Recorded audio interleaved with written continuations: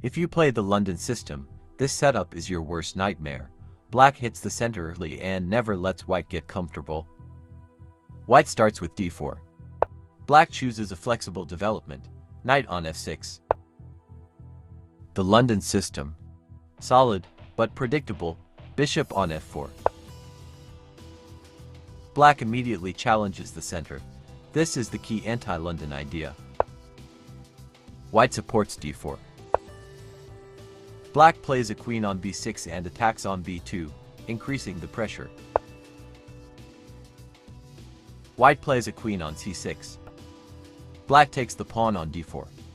White accepts the exchange and captures the pawn on d4. Black plays in c6, putting pressure on d4 and e5. White plays e3, solidifying the center and preparing to develop the light-squared bishop. Black plays a pawn on d6 and supports the upcoming central break. White plays the knight on f3 but develops too slowly.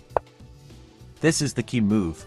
Black plays e5 and attacks the center while the white king is still in the center. White takes the pawn on e5 and accepts the challenge.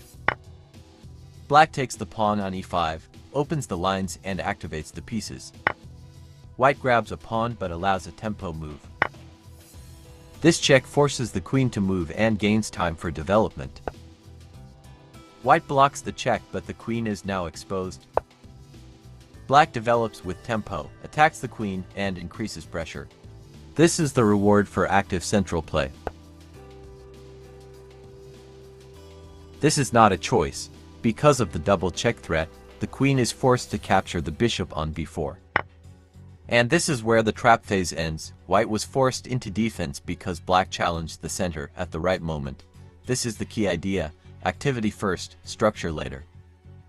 How to stop this trap? Challenge the center. Develop with tempo. Force defensive moves. If you want more practical chess ideas you can actually use, subscribe and keep improving.